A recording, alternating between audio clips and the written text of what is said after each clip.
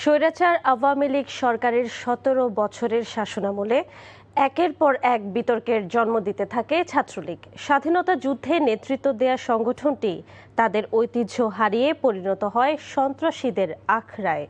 জুলাই অভ্যুত্থানেও ছাত্রলীগের বিতর্কিত কর্মকাণ্ড হাসিনা সরকারকে রক্ষার বদলে পতন ত্বরান্বিত করে। তেমনই একটি দিন ছিল ১৭ জুলাই ২০২৪, যেদিন ক্ষুধার্ত হায়নার মতো শিক্ষার্থীদের উপর ঝাঁপিয়ে পড়ে ছাত্রলীগ সন্ত্রাসীরা। দুঃসহ সেই স্মৃতির কিছুটা তুলে ধরছেন নাজিবুর রহমান। সিলেটের খাদিজা হত্যা চেষ্টা থেকে বুয়েটের আবরার ফাহাদ হত্যাকাণ্ডের মতো নৃশংস ঘটনার পেছনে ছিল আওয়ামী লীগের ছাত্র সংগঠন ছাত্রলীগ। আছে নিরীহ বিশ্বজিৎকে হত্যার মতো কলঙ্কের ছাপও। প্রতিটি ঘটনাই হয়েছে ক্ষমতাসীন দলের ছত্রছায়ায়। সাধারণ শিক্ষার্থীদের সাথে রক্তক্ষয়ী সংঘর্ষের পর ১৬ জুলাই রাতেই হল ছাড়া করা হয় ছাত্রলীগকে। ১৭ জুলাই পরিস্থিতি বেগতিক থাকায় ক্যাম্পাস বন্ধ ঘোষণা করে প্রশাসন, তাতেও কাজ হয়নি। পরদিন গায়েবানা জানাজা কর্মসূচি দেয় সাধারণ শিক্ষার্থীরা। সেখানেও হামলায় নামে আওয়ামী লীগের ছাত্র সংগঠন ছাত্রলীগ। সাধারণ শিক্ষার্থীদের উপর চালানো হয় অমানবিক নির্যাতন। হেলমেট বাহিনীর আড়ালে দিনভর চলে ছাত্রলীগের তাণ্ডব। শিক্ষার্থীদের উদ্দেশ্য করে গ্রেনেড মারার সাহস এবং অনুমতি কার থেকে পেল? এই জবাব পুলিশকে দিতে হবে। নির্বিচারে হামলা করা হয় কয়েক হাজার শিক্ষার্থীদের উপর। দিনব্যাপী হামলায় রক্ত ঝরেছে কমপক্ষে ৪ শতাধিক শিক্ষার্থীর। নারী শিক্ষার্থীরাও রক্ষা পায়নি ছাত্রলীগের বর্বর হামলা থেকে। ছাত্রলীগ বিগত ১৬ বছরে প্রত্যেকটা ক্যাম্পাসকে তারা কনসেন্ট্রেশন ক্যাম্প বানিয়েছে, সেখানে নির্যাতন নিপীড়ন তারা করেছে। অসংখ্য শিক্ষার্থীর হাত পা ভেঙেছে, অসংখ্য শিক্ষার্থীকে মেরে রক্তাক্ত করে পুলিশে দিয়েছে, থানায় দিয়েছে, জেলে দিয়েছে এবং যে কোনো যৌক্তিক আন্দোলনের বিরুদ্ধে তারা অবস্থান গ্রহণ করেছে। শুধু আমরা না, ছাত্র শিবির, ছাত্রদল সহ প্রায় সকল ছাত্র সংগঠন আসলে তাদের দ্বারা নির্যাতনের শিকার হয়েছে। যে ১৭ বছর ধরে যে অপরাজনীতি, দখলদারিত্ব, পিটিয়ে মানুষ মেরে ফেলার যে রাজনীতি করেছে ছাত্রলীগ, আমি মনে করি সেটির বিচার হওয়া উচিত বলে মনে করি এবং দেশের প্রচলিত আইনে সেই বিচার সম্ভব। যদি এই বিচার প্রতিষ্ঠা না করা যায়, তাহলে অদূর ভবিষ্যতে কেউ যদি পেশিবাদ কায়েম করতে যায় বা পেশিবাদ প্রতিষ্ঠার জন্য কেউ যদি অনুকূল পরিবেশ তৈরি করে, তাহলে আমি মনে করি বিচারহীনতার সংস্কৃতি তৈরি হবে। রাজনৈতিক বিশ্লেষকরাও মনে করেন দীর্ঘকাল ধরে ছাত্রলীগের বিতর্কিত কর্মকাণ্ড সরকার পতনে রসদ জুগিয়েছে। ছাত্ররা যখন ছাত্রদের প্রতিপক্ষ হয়ে দাঁড়ায় অথবা যখন আঘাত করে, তখন সেটিকে সহ্য করার মতো একটা অবস্থায় থাকে না, যার ফলশ্রুতিতে আমরা দেখেছি যে ছাত্র আন্দোলন তখন সারা দেশে প্রত্যেকটি শিক্ষা প্রতিষ্ঠানে ছড়িয়ে পড়েছে এবং তখন কিন্তু আপনি দেখবেন যে ছাত্রলীগ তখন আর টিকতে পারেনি ক্যাম্পাসগুলোতে। প্রত্যেকটা ক্যাম্পাসে ছাত্রলীগকে তখন বিতাড়িত করে দেওয়া হয়েছে। ছাত্রলীগ যদি সহনশীল আচরণ করত, ক্যাম্পাসে ছাত্রদের প্রতিপক্ষ হয়ে না দাঁড়াতো, তাহলে কিন্তু এই আন্দোলন ছাত্রদের মধ্যে ছড়িয়ে পড়ে না। ২৪-এর গণ অভ্যুত্থানের পর ৭১-এর স্বাধীনতা যুদ্ধে নেতৃত্ব দেয়া ছাত্রলীগকে নিষিদ্ধ সংগঠন হিসেবে আদেশ জারি করে অন্তর্বর্তী সরকার, যার কারণে তাদের প্রকাশ্যে সাংগঠনিক কার্যক্রম বন্ধ রয়েছে। পালিয়ে আছে নিষিদ্ধ ছাত্রলীগের কেন্দ্রীয় নেতারাও। Nazibur Rahman, NTV news, Dhaka. সাম্প্রতিক বন্যায় দেশের বিভিন্ন এলাকায় সাপের উপদ্রব বেড়েছে। সরকারি হিসেবে এবার বন্যা কবলিত ১১ জেলার মধ্যে শুধুমাত্র চট্টগ্রামেই সাপে কেটেছে শতাধিক মানুষকে। কোথাও দেখা গেছে অজগর সাপ। গবেষণায় দেখা গেছে দেশে প্রতি বছর প্রায় ৪ লাখ লোক সাপের কামড়ের শিকার হয়। তাদের মধ্যে মৃত্যুর সংখ্যা ৭,০০০-এর বেশি। চট্টগ্রাম থেকে শামসুল হক হায়দরির পাঠানো রিপোর্ট, ক্যামেরায় ছিলেন এনামুল হক। দেশের দক্ষিণাঞ্চলে সম্প্রতি ভারী বৃষ্টিপাতে সৃষ্ট বন্যায় ব্যাপক ক্ষয়ক্ষতি হয়। পানি নেমে যাওয়ার সাথে সাথে এখন নতুন আতঙ্ক সাপ। প্রতিনিয়ত বিষধর সাপের কামড়ের খবর আসছে, মৃত্যু হচ্ছে সাপের কামড়ে। এক পরিসংখ্যানে দেখা গেছে বাংলাদেশে প্রতি বছর ৪ লাখ লোক সাপের কামড়ের শিকার হন। মৃত্যু সংখ্যা ৭,০০০-এর কাছাকাছি। ভেনম রিসার্চ সেন্টারের এই গবেষক জানান, বাংলাদেশে প্রায় ১১০ প্রজাতির সাপ আছে, এদের মধ্যে মাত্র ২১ প্রজাতির সাপ বিষধর। বিশেষ করে বন্যা কবলিত সময় সাপের উপদ্রব বেড়ে যায়। সারা বাংলাদেশে আমরা 2022-23 সালে যে জরিপ করেছি নেশন ওয়াইড যে সার্ভে, সেই সার্ভে অনুযায়ী আমাদের দেশে কিন্তু প্রতি বছর প্রায় 4 লক্ষ লোক সাপের কামড়ে আক্রান্ত হয় এবং মৃত্যু প্রায় প্রতি বছর 7,500 মানুষ সাপের কামড়ে মারা যায়, যে সংখ্যা অনেক প্রাণঘাতী রোগের চেয়েও অনেক সংখ্যায় বেশি। অন্যান্য এলাকার চেয়ে চট্টগ্রামে সাপের কামড়ের শিকার হয়েছেন শতাধিক মানুষ। ফলে প্রকৃতি বেষ্টিত চট্টগ্রাম বিশ্ববিদ্যালয়ে সাপের বিচরণ বেড়ে যাওয়ায় ভীতিকর পরিস্থিতিতে পড়েছেন এখানকার শিক্ষার্থীরা। আমাদের হলের সামনে বিভিন্ন আনাচে কানাচে এমনকি পরিষ্কার একটি রাস্তার উপরেও সাপ দেখতে পাওয়া যাচ্ছে। চট্টগ্রাম বিশ্ববিদ্যালয় মেডিকেলটা আছে, সাপের প্রতিষেধক আছে কিনা, অ্যান্টিভেনম আছে কিনা এটা আমি জানি না, তবে এখানে পর্যাপ্ত পরিমাণ চিকিৎসা সামগ্রী রাখা উচিত। সাপে কাটা রোগীদের জন্য দেশের সব সরকারি হাসপাতালে চিকিৎসক সহ প্রয়োজনীয় প্রতিষেধক রয়েছে। এক্ষেত্রে আক্রান্ত রোগীকে অপচিকিৎসা না করে দ্রুত নিকটবর্তী সরকারি হাসপাতালে যাবার পরামর্শ এই গবেষকের। গ্রামের লোকেরা এখনো ওঝার কাছে যায়, বৈদ্যের কাছে যায়, বিভিন্নভাবে সময় বা কাল ক্ষেপণ করে। এই পরিস্থিতিতে যখন রোগীগুলা সময় নষ্ট করার পরে হাসপাতালে আছে, অনেক ক্ষেত্রেই বেশি দেরি করে আসলে নিউরোটক্সিক স্নেক বাইট কিংবা যে বিষধর সাপে আক্রান্ত রোগীগুলা তখন শত চিকিৎসার পরও কিন্তু অনেক সময় আমরা বাঁচাতে পারি না। প্রকৃতির ভারসাম্যের জন্য সাপ থাকা জরুরি উল্লেখ করে গবেষকরা বলছেন, আত্মরক্ষা ছাড়া সাপ কখনো মানুষকে কামড় দেয় না। তাই সচেতনতা আর অপচিকিৎসা না নিয়ে সঠিক সময়ে অ্যান্টিভেনম নেওয়ার পরামর্শ বিশেষজ্ঞদের। NTV news desk. জুলাই সনদ নিয়ে মুখরোচক কথা বলে জনগণকে উত্তেজিত করার চেষ্টা করা হচ্ছে। বিএনপি মহাসচিব এবং স্থানীয় সরকার মন্ত্রী মির্জা ফখরুল ইসলাম আলমগীর এমন অভিযোগ করে বলেন, বিএনপি 31 দফার মতো জুলাই সনদ নিয়েও অঙ্গীকারাবদ্ধ, তবে সেটি দলের দেয়া নোট অফ ডিসেন্টকে সমুন্নত রেখে। ডক্টর এমাজউদ্দিন আহমেদ রিসার্চ সেন্টারের আলোচনায় তিনি এসব কথা বলেন। ইফতেখার রেজার রিপোর্ট।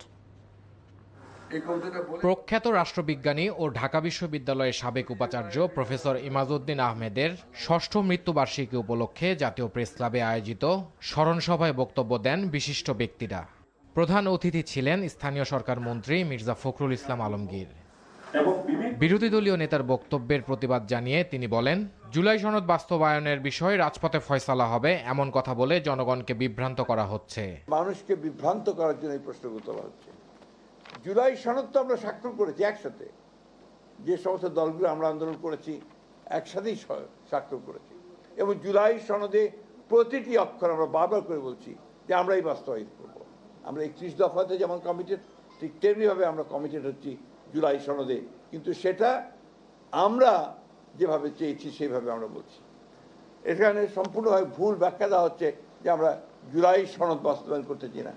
মির্জা আলমগীর অভিযোগ করেন, অনেকে জুলাই অভ্যুত্থানকে ক্ষমতায় যাবার হাতিয়ার হিসেবে ব্যবহার করতে চায়। বিরোধী দল শুধুমাত্র আপনার তাদের ক্ষমতায় যাওয়ার জন্য এই জুলাইকে তারা ব্যবহার করতে চায়। আমরা কিন্তু চাই না যে জুলাই শুধু ক্ষমতার যাওয়ার জন্য আরেকটা হাতিয়ারই পরিণত হোক। আমরা যেটা বারবার করে বলে আসছি যে জুলাইয়ের আন্দোলন শুধু ওই জুলাই মাসেরই আন্দোলন নয়। জুলাইয়ের আন্দোলন কিন্তু আমরা দীর্ঘকাল ধরে ফ্যাসিবাদের বিরুদ্ধে দীর্ঘকাল ধরে প্রায় 18-19 বছর ধরে যে লড়াই হয়েছে, সেই লড়াইয়ের ফলশ্রুতি হচ্ছে আমাদের এই 24 জুলাইয়ের আন্দোলনের ফলশ্রুতিতে আমরা সেভাবে এসেছি।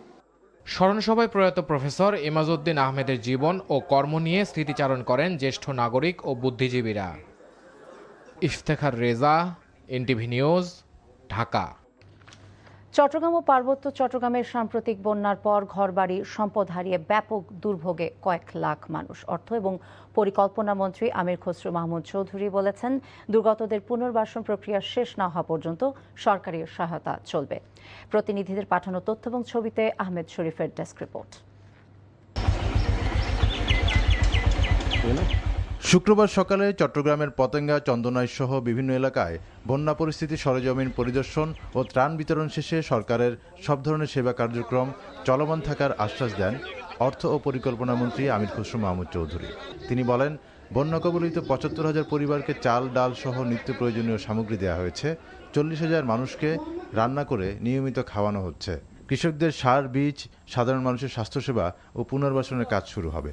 প্রায় 7 লাখের উপরে মানুষ পানিবন্দী চট্টগ্রাম ডিস্ট্রিক্টের মধ্যে, যাদের বীজ দরকার, সার দরকার, ইত্যাদি ইত্যাদি যা প্রয়োজনীয় পুনর্বাসন কাজ এরপরে শুরু হয়ে যাবে এবং যতক্ষণ পুনর্বাসন কাজ শেষ না হয় ততক্ষণ আমাদের পক্ষ থেকে, সরকারের পক্ষ থেকে সমস্ত কার্যক্রম অব্যাহত থাকবে। বন্যায় খাগড়াছড়ি জেলার সবচেয়ে বেশি ক্ষতিগ্রস্ত এলাকা দীঘিনালার বাড়িঘর থেকে পানি নেমে গেলেও ফসলি জমি থেকে এখনও পানি সরে যায়নি। জীবন বাঁচাতে এক কাপড়ে আশ্রয়কেন্দ্রে আশ্রয় নেওয়া মানুষ বাড়িঘরে ফিরে এখন টিকে থাকার সংগ্রাম শুরু করেছেন। এলাকার মানুষের অনেক ক্ষয়ক্ষতি হয়েছে, কিন্তু এনেও কোনো সাহায্য সাথে কিছু আসে নাই। সব কিছু হয়েছে, হাঁস মুরগ নষ্ট হয়েছে, চাষ করছে, চাষও সব বন্যায় নিয়ে আসছে। খাগড়াছড়ি সদর ও দীঘিনালায় ক্ষতিগ্রস্তদের মাঝে ত্রাণ বিতরণ করেন বিদ্যুৎ, জ্বালানি ও খনিজ সম্পদ মন্ত্রণালয়ের প্রতিমন্ত্রী অনিন্দ ইসলাম অমিত। দুর্গত এলাকায় ত্রাণ বিতরণ এবং বিনামূল্যে চিকিৎসা সেবা দিয়ে যাচ্ছে বিজিবি, বিমান বাহিনী সহ আইনশৃঙ্খলা রক্ষাকারী বাহিনীর সদস্যরা। বান্দরবানের সাম্প্রতিক বন্যায় ক্ষতিগ্রস্ত হয়েছে প্রায় 70 ভাগ এলাকা, ফসলের ব্যাপক ক্ষতি হয়েছে। এই অবস্থায় বন্যার্তদের মাঝে ত্রাণ বিতরণ করেছেন পার্বত্য চট্টগ্রাম প্রতিমন্ত্রী ব্যারিস্টার মীর মোহাম্মদ হেলাল উদ্দিন। কক্সবাজারের চকরিয়া, পেকুয়া ও মাতামুহুরী উপজেলায় এখনও পানিবন্দী বহু মানুষ, রয়েছে খাবার ও বিশুদ্ধ পানির তীব্র সংকট। আহমেদ শরীফ, এনটিভি নিউজ ডেস্ক। হঠাৎ অস্বাভাবিক চড়া সবজির বাজার, ব্রয়লার মুরগি এবং ডিমের দামও বেড়েছে, মাছের বাজারেও ঊর্ধ্বগতি। এদিকে আরেক দফা বেড়েছে চালের দাম। এসবের জন্য টানা বর্ষণ এবং জলাবদ্ধতার অজুহাত দেখাচ্ছে ব্যবসায়ীরা। তবে ভোক্তাদের অভিযোগ, কার্যকর নজরদারির অভাবে সিন্ডিকেটের কাছে অসহায় তারা। শাহাদাত অব্রের রিপোর্ট। সাধারণ ক্রেতারা এইসব খাওয়ার বাজারে আসতেই চোখে পড়ল ক্রেতা বিক্রেতার তর্ক বিতর্ক। গেল সপ্তাহের তুলনায় হুট করেই আকাশ ছোঁয়া দামে কিছুই কিনতে পারছেন না রাজিয়া সুলতানা। কিনলেন কেবল 80 টাকায় 2 আটি শাক। শেষমেশ খালি ব্যাগ নিয়েই ছাড়লেন বাজার। বেশি হয়ে যাচ্ছে না? আমাদের মতো সাধারণ মানুষ যদি আপনি 100 টাকা করে বেন্ডি নিয়ে তাহলে কিভাবে খাবো? এটা কি হয়? স্বল্প আয়ের মানুষের প্রায় সবাই রাজিয়া সুলতানার মতোই বাজারে এসে চমকে উঠছেন। বিক্রেতারা বলছেন, কয়েকদিনের বৃষ্টিতে স্বল্পতা রয়েছে কাঁচা বাজারে, তাই বেড়েছে কাঁচামরিচ, করল্লা, বেগুনের দাম। এছাড়াও লাউ, চিচিঙ্গা, দুন্দুল সহ বেশিরভাগ সবজি 60 থেকে 100 টাকায় বিক্রি হচ্ছে। অবাক হয়ে যাচ্ছি, গত সপ্তাহে চাইতে এই সপ্তাহে অনেক বেশি দাম। সব মানে দাম বাড়ছে, কোনটা বাকি নেই। যেমন কালকে শসা বেশি 140 টাকা, আজকে এই শসা কিনে আনছি 150 টাকা। রাজধানীর মোহাম্মদপুরের কৃষি মার্কেট ঘুরে দেখা যায় খুচরা বাজারে ব্রয়লার মুরগি 190 থেকে 200 টাকা কেজিতে বিক্রি হচ্ছে। সোনালী মুরগি ও ডিমের দামেও বড় লাভ দেখা গেছে। হুট করে মুরগি ও ডিমের দাম বেড়ে যাওয়ায় ক্ষোভ প্রকাশ করেছে ক্রেতারা। মিডল ক্লাস ফ্যামিলিতে যারা আছে তাদের বাচ্চা কাচ্চা ফ্যামিলি সবাই তো ব্রয়লার মুরগি খায়। দেশি মুরগির দাম যেহেতু অনেক বেশি, আমার মনে হয় দামটা একটু কমানোই উচিত। এদিকে বড় মৌসুম শেষ না হতেই সপ্তাহের ব্যবধানে মানভেদে প্রায় সব ধরনের চালের দামে কেজিতে 2 থেকে 3 টাকা বেড়েছে। সবচেয়ে বেশি বেড়েছে সুগন্ধি চালের দাম। 120 টাকার পোলাও চাল এখন বিক্রি হচ্ছে 180 টাকা পর্যন্ত। আগে প্রথম গাড়ি ছিল 155 টাকা, 155 টাকাতে করছে 75, 75তে করছে 90, 90 তখন 215 টাকা করছে। মাছের বাজারেও দেখা গেছে সরবরাহের স্বল্পতা, দামও বেড়েছে। চারিদিকে পানির সংখ্যা বেশি, মানে প্রজেক্টের মাছগুলো সবগুলো চলে যাচ্ছে, তার জন্য তো মাছের দাম বেশি। বৃষ্টির প্রভাব নাকি সিন্ডিকেটের প্রভাবে বেড়েছে দাম, তা নিয়ে ক্রেতাদের মধ্যে আছে মিশ্র প্রতিক্রিয়া। শাহাদাত অফরো, এনটিভি নিউজ, ঢাকা। স্বরাষ্ট্রমন্ত্রী সালাউদ্দিন আহমেদ জানিয়েছেন, বিএনপি সবসময় জনগণের পাশে থাকবে এবং দুর্যোগ মোকাবেলায় সরকারের সব ধরনের প্রস্তুতি রয়েছে।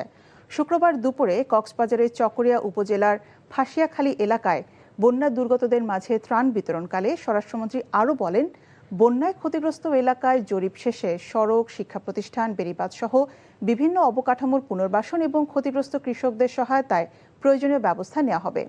ত্রাণ বিতরণ শেষে স্বরাষ্ট্রমন্ত্রী চকরিয়ার ছড়াকুল এলাকায় বন্যায় ক্ষতিগ্রস্ত বেড়িবাঁধ, সড়ক ও বসতবাড়ি পরিদর্শন করেন।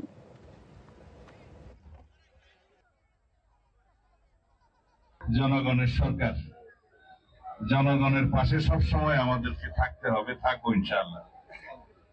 আমরা দুর্যোগ মোকাবিলা করার জন্য আমাদের সমস্ত প্রস্তুতি আছে।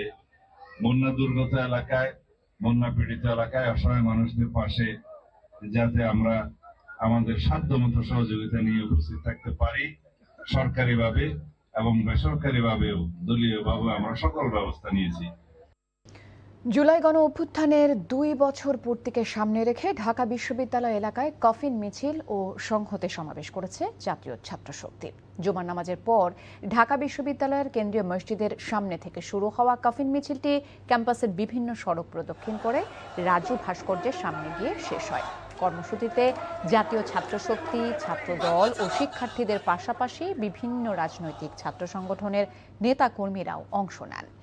সমাবেশে বক্তারা জুলাই গণহত্যার বিচার দ্রুত দৃশ্যমান করার দাবি জানান। একই সঙ্গে আওয়ামী লীগকে নিষিদ্ধ করে কঠোর পদক্ষেপ নেয়ার জন্য সরকারের প্রতি আহ্বান জানান তারা। ছাত্রলীগকে ঘিরে অভিযোগ তুলে সন্ত্রাসী কর্মকাণ্ড বন্ধ না হলে রাজপথে প্রতিরোধ গড়ে তোলারও হুঁশিয়ারি দেয়া হয়। আবু সাইদ ভাইয়ের রক্তের কসম, বাংলাদেশে আওয়ামী লীগ নামে, আওয়ামী লীগ মতাদর্শে আর কে কখনো রাজনীতি করতে পারবে না। ৭১ স্বাধীনতার যুদ্ধে লক্ষ লক্ষ শহীদ তাদের রক্ত দিয়ে দিয়েছিল। ২৪শে সেই জুলাই সেই গণতন্ত্র, বাক স্বাধীনতা, সাম্য, ন্যায় বিচারের বাংলাদেশ প্রতিষ্ঠার ক্ষেত্রে পুনরায় আমাদেরকে পথ দেখিয়ে দিয়ে গিয়েছে। আমরা শুনতে পেরেছি হাসিনা নাকি ডিসেম্বরে দেশে আসতে চায়। আমরা বলি ডিসেম্বরে পাকিস্তান আত্মসমর্পণ করেছিল, সেই ডিসেম্বরে পাকিস্তানিদের দোসর শেখ হাসিনাকেও বাংলাদেশে আত্মসমর্পণ করতে হবে।